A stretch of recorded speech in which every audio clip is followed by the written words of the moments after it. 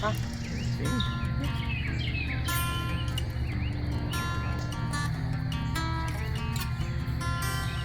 Yeah, really want this one.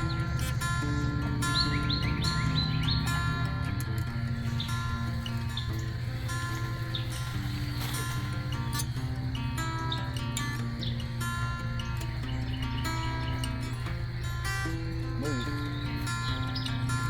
That's careful around with that.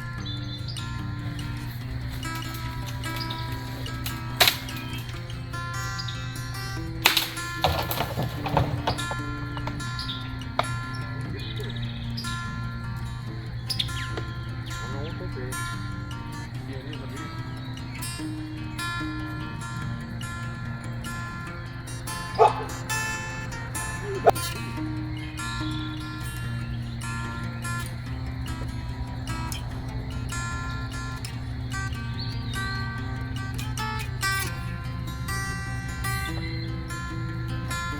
Try to spin so I can see it. See him go from here. Turn around.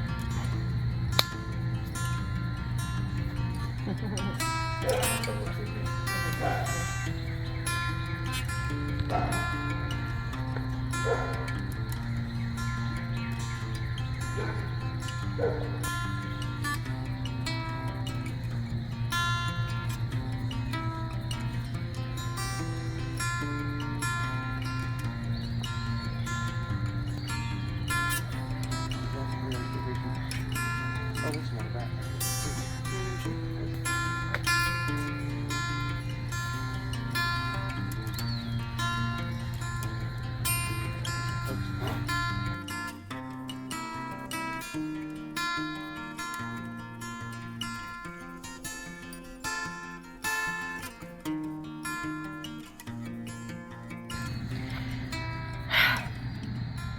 Hey guys, welcome back to Boots and Bounty Homestead. I want to bring you out here with us tonight because Stephen and I went on a little date night romantical walk, I guess you could say.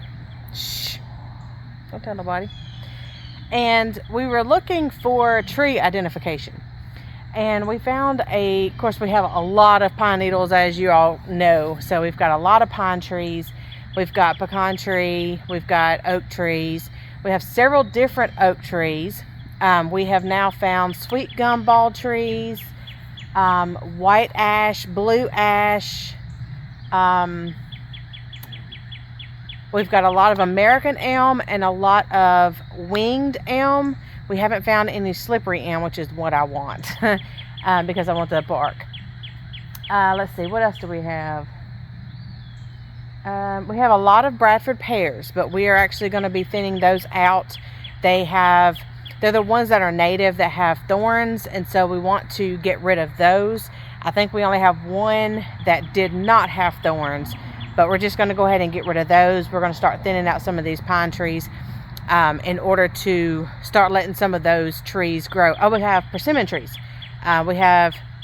We knew we had two. We actually found two more last night.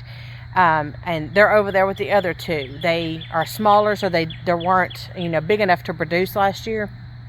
So we're going to keep our eye on them. We have found a lot of goldenrod and a lot of elderberry. So we've done a lot of walking and exploring last night to find these things, and are really excited to see what else the property is going to bring us, because we did not see a lot of this stuff last year. And one find that we found last night was this big tree. Of course, it's been here for no telling how many years. We didn't find it, but we did find out what it was. One exciting thing to find out was that this is a native to America black cherry tree. This is the original black cherry tree species that was not imported, that was not found, or brought in or anything like that. This is actually the first native cherry tree. This is the black cherry, and we don't remember it producing last year. If we did, we didn't realize what it was, or we just thought, oh, it's just an inedible berry. So we got to looking at it last night. We did several Google Lens and plant apps and different things like that, just to make sure this is what it was before we started eating something. And this is actually a black cherry tree. Now this thing is huge. I mean, it skyrockets all the way up to the top of the pine trees, and there's no telling how long it's been here. But these trees can live up to 150 years old. Now, with these black cherries, let me give you an example. All right, so with these black cherries, they are teeny. The big red or black cherries that you see that are like, you know, nickel and quarter size, those are actually ornamental, and they have been imported, as far as I know. Of course, there may be some species that, you know, have now become, you know, kind of a heritage variety to America. But this one, the little bitty ones, are the ones that are native to America. The rest of them are probably imported. They probably came from Europe. But these, let me show you, they're mostly juice, and they're not that sweet, but they're not tart. And inside is a pretty big seed. So you can see, here's the cherry and here's the seed, and they're almost the same size. So it's mostly skin, a little bit of meat, and some juice. And so these are the seeds that come out of these cherries. I was supposed to make a point to this, and I can't remember what it was. You need a lot of them to do something with. So they are kind of tart. They're sweet at first, but they are kind of tart. It's almost like they taste green. Almost like a green grape that's tart. And it takes a lot of cherries to make something. So we're gonna make a jelly, and I'll be sharing that with you guys later. But we are gonna make a jelly out of this. You can't make specifically a jam, because there's not a whole lot of meat. You'd basically be using just a whole bunch of skin off of them. But we are going to make a jelly out of them, and I'll show you guys how to do that. Let me show you real quick the leaves on the trees and the berries, what they look like, so that way you can identify them, see if you have any on your property.